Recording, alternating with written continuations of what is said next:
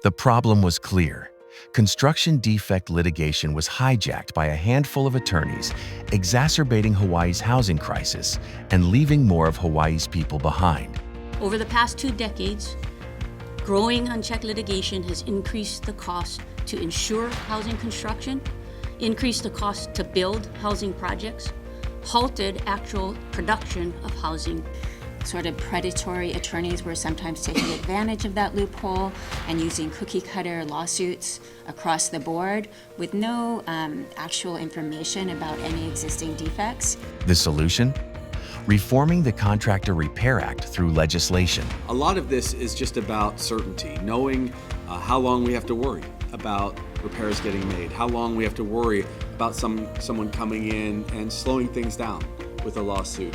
This one required us to change the law to make life better, not to have to devote more tax resources or to take from one place and give to another to make things happen. Achieving the goal meant leaning on the power of partnership.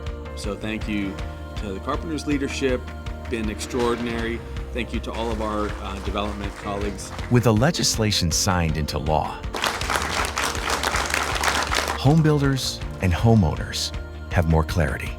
HB 420 strengthens consumer protections for Hawaii's working families by prioritizing cooperation before litigation. The legislation clarifies the statute of repose, strengthens claim requirements, streamlines inspections and repairs, promotes mediation, and, most important, boosts housing affordability. This is a part of a larger approach, which has been to make sure we expedite housing plans, that we get some of the smaller impediments out of the way. It reflects our shared commitment to increasing housing supply, keeping homeownership within reach, preserving household stability, and helping our families stay here in the islands. The power of partnership, people, relationships, promise.